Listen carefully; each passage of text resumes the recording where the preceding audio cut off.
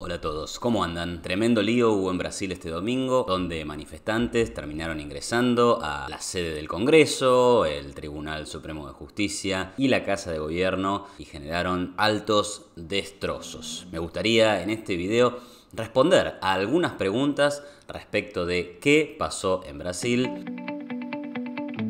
La primera pregunta, ¿constituyen los hechos ocurridos el domingo en Brasil un intento de golpe de Estado? Para responder a eso, repasemos cómo fueron los hechos. Lo primero que ocurrió fue que unos cuantos miles de seguidores del expresidente Jair Bolsonaro se reunieron en Brasilia, enfrente del cuartel general del ejército, y decidieron posteriormente marchar hacia la sede de los tres poderes de gobierno de Brasil. Entre otras cosas, estos manifestantes pedían la intervención militar y la renuncia de Lula. Así que si analizamos las intenciones que estos manifestantes tenían, sin duda tenemos que decir que la intención era golpista. Si fuera por la voluntad de estos manifestantes, tendríamos en Brasil un golpe de Estado clásico con el gobierno derrocando al presidente electo en las elecciones. Para sumarle intensidad a estas aspiraciones golpistas, destituyentes y violentas de los manifestantes,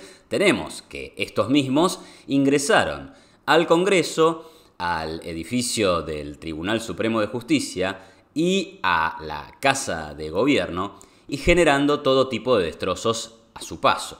Sin embargo, yo no catalogaría a esto como un intento de golpe de Estado. Si bien los manifestantes estaban pidiendo un golpe de Estado, no intentaron ellos hacerlo. Ingresaron a estos edificios, generaron destrozos, probablemente podrían haber lastimado a alguna persona de haberlo así querido o si alguien se les interponía en el camino, pero está muy lejos esto de intentar cooptar el gobierno y empezar a dirigir los destinos del país. Esto fue una manifestación violenta con aspiraciones golpistas, pero me parece que está totalmente lejos de un intento de golpe de Estado. Si queremos un intento de golpe de Estado fallido, tendríamos que irnos, por ejemplo, al año 1992, cuando Hugo Chávez se levanta contra el gobierno de Carlos Andrés Pérez y él, junto a un grupo de militares, sí tenían un objetivo claro, que era derrocar al presidente, tomar el poder y además tenían la estrategia militar para llevar adelante este proceso. Nada que ver con las manifestaciones violentas, con intenciones golpistas y revolucionarias de los seguidores o de algunos de los seguidores de Bolsonaro que pasaron este domingo en Brasil. La segunda pregunta es si hubo fraude en las elecciones brasileñas. Entre los manifestantes se corre el rumor o se corre la versión de que Lula no solo va a ser nefasto, no solo es un ladrón, no solo es un comunista. Entre paréntesis, algunas de estas cosas podrían ser ciertas, pero no es el punto en cuestión. Entonces no solo Lula es malísimo y horrible, sino que ganó las elecciones con fraude, ¿no? Un escenario parecido al de cuando Trump perdió las elecciones en los Estados Unidos, donde una de las versiones que corría entre los seguidores más fanáticos y violentos era que había habido un fraude electoral y por tanto era legítimo desconocer el resultado de las elecciones. Sin embargo, si bien algunos congresistas parlamentarios del partido de Bolsonaro presentaron algunas denuncias, estas denuncias se basaban en un informe del Ministerio de Defensa que, si bien decía textualmente que no podían rechazar la posibilidad de que hubiera fraude o algunas irregularidades, no obstante, estaban conformes y estaban de acuerdo con el resultado electoral. Algunos días más tarde, el Tribunal Supremo de Justicia dijo que las elecciones habían sido limpias, habían sido transparentes y justificó en parte esta afirmación diciendo que todos los organismos y los veedores internacionales de las elecciones no habían presentado objeciones al proceso electoral. Otra pregunta que vale la pena hacerse es si en las calles en Brasil estaba el pueblo manifestándose contra el injusto presidente Lula. De ninguna manera podemos afirmar que este era el pueblo. Es difícil encontrar en los relatos periodísticos alguna cifra exacta de cuánta gente estaba en las calles en Brasilia, pero una nota de la BBC habla de unos 4.000 manifestantes que se juntaron frente al cuartel general del ejército. Posteriormente, sí encontramos datos de que hay aproximadamente entre 1.200 y 1.500 detenidos por estos hechos delictivos, con lo cual podemos llegar a tener una idea de cuánta gente realmente salió a las calles a participar de esta manifestación. Exageremos el dato todo lo posible. Supongamos que había 10.000 personas en la calle, 20.000. ¿Quieren 40.000? Ok, 40.000 personas en la calle, de las que se detuvieron a 1.500. Hagamos ese supuesto.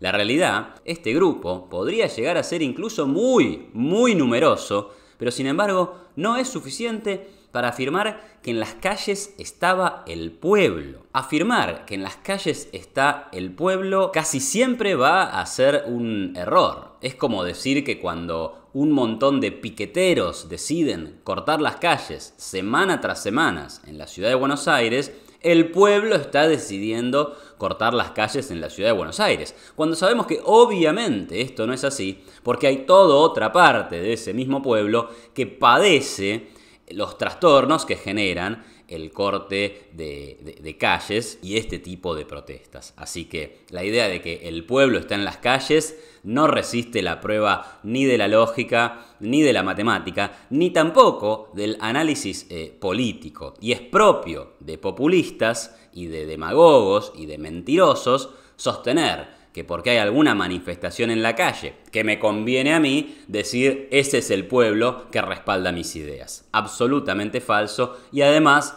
absolutamente peligroso, porque si nos vamos a guiar por quienes están en las calles, por quienes hacen más ruido y por quienes rompen más cosas, entonces, por ejemplo, tendríamos en Chile una nueva constitución aprobada, una constitución absolutamente perniciosa para el progreso y para el desarrollo de ese país. O en Argentina, por ejemplo, tendríamos gobernando a Grabois, a Luis Delía y a otro tipo de manifestantes totalmente trastornados y sin ninguna idea razonable para que este país se ordene y vivamos medianamente en paz. Por otro lado, ¿qué responsabilidad le cabe a Bolsonaro en todo esto? En principio deberíamos decir que ninguna. Bolsonaro no llamó a las fuerzas militares a derrocar a Lula, ni tampoco le pidió explícitamente a sus seguidores que llamaran al ejército para que derrocara a Lula. Por otro lado, o por si esto fuera poco, pocas horas después de que estas manifestaciones se salieron completamente de cauce o, no sé, consiguieron el objetivo de ingresar a la Casa de Gobierno y al Congreso y reventar todo a su paso, el propio Bolsonaro salió a condenar estos movimientos, a hablar de que estaban totalmente fuera de la ley, dando a entender que no respaldaba de ninguna manera este tipo de actitudes violentas. Dicho esto, también hay que decir que Bolsonaro decidió, al igual que Cristina Fernández de Kirchner en Argentina en el año 2015, no participar de la ceremonia de entrega de mando, en donde reconoce abiertamente el resultado de las elecciones y entrega simbólicamente el poder a su sucesor, que en este caso es Lula da Silva. Obviamente, al decidir no participar de eso, le está quitando algo de legitimidad al resultado electoral,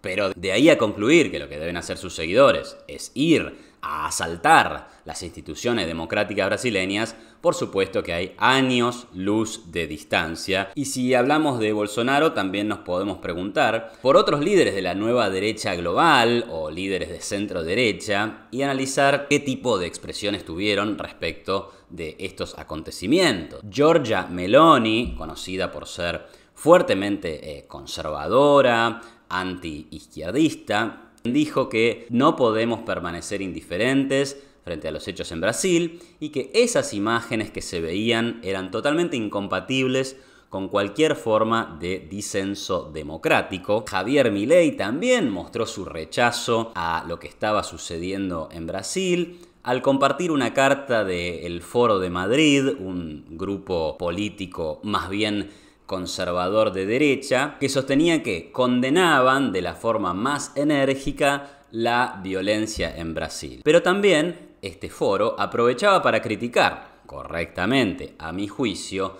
la doble moral de líderes como por ejemplo Gabriel Boric, actual presidente de Chile, que en el año 2019 instigaron, fomentaron y defendieron el accionar delictivo, violento y destructivo de una enorme cantidad de manifestantes chilenos que destruyeron el metro, que destruyeron negocios privados, que destruyeron patrimonio público y que generaron un caos absoluto en, por lo menos, la ciudad de Santiago de Chile y otras en el país. Todos en general se manifestaron en contra de lo que había ocurrido en Brasil, pero también sin dejar de marcar el doble estándar de los líderes de izquierda que reaccionan frente a este tipo de situaciones, pero luego hacen la vista gorda con aquellas situaciones igualmente violentas, igualmente destituyentes e igualmente golpistas, pero que están de su lado de la vereda política.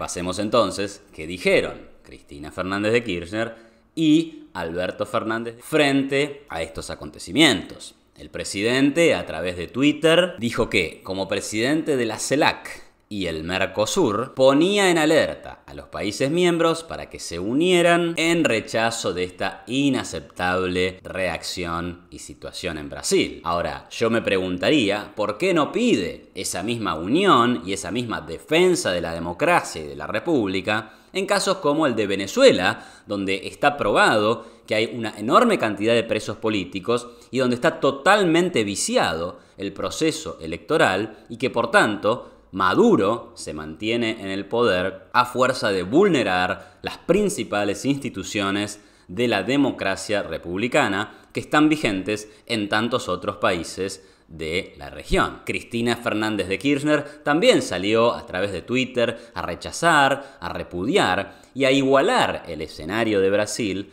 con el escenario de la invasión o de la toma del Capitolio en los Estados Unidos después de que Trump perdiera las elecciones. Habría que recordarle a Cristina Fernández de Kirchner que cuando manifestantes kirchneristas y de extrema izquierda rociaron con 14 toneladas de piedra el Congreso de la Nación, cuando esa institución democrática estaba debatiendo democráticamente, ella no solo no condenó a los agresores, a los violentos, a los destituyentes y golpistas, sino que dijo que si el Congreso estaba vallado era porque adentro del Congreso se discutían leyes que iban en contra de las mayorías. Nuevamente en presencia la doble vara, y si la violencia favorece mis ideas, la izquierda se calla o incluso la promueve. Ahora, si es la derecha, está mal, es golpismo y qué barbaridad lo que están haciendo. Una última pregunta. ¿Son útiles este tipo de manifestaciones? Ni siquiera desde el punto de vista de los manifestantes, este tipo de reacciones tiene alguna utilidad.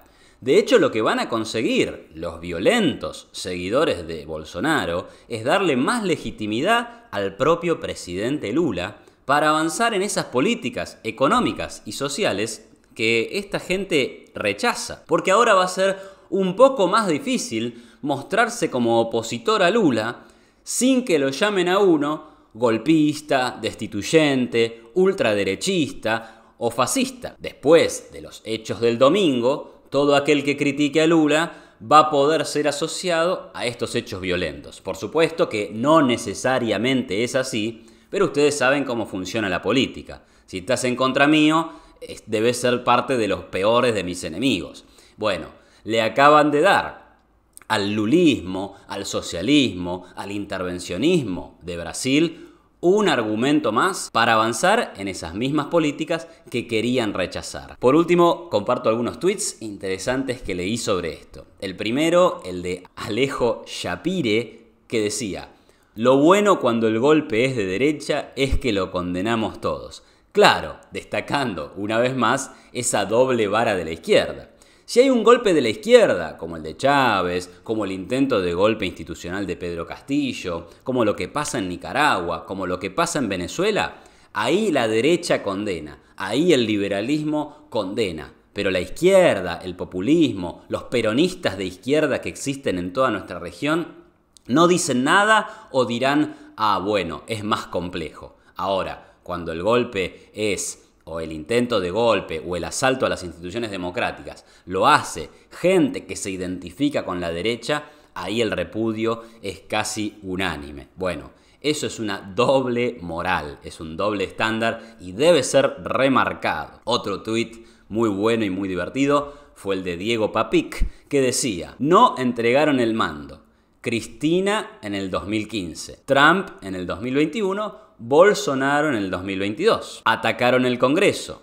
Kirchneristas en el 2017, trumpistas en el 2021, bolsonaristas en el 2022. Equiparando con esto Diego Papic al populismo de izquierda kirchnerista con este nuevo populismo de derecha, que también es un componente de los movimientos de apoyo a Donald Trump y a Jair Bolsonaro. No digo que todos sean populistas de derecha, sino que hay un componente dentro del grupo de seguidores de estos líderes que sin duda están marcados por el populismo, por el extremismo y por la lógica de el amigo-enemigo, que tiende a ser bastante peligrosa para la convivencia democrática y pacífica de naciones civilizadas. Con esto vamos cerrando, pero claro, te tengo que preguntar, ¿vos qué pensás? Me imagino que sobre este tema habrá bastante polémica, habrá bastantes opiniones encontradas,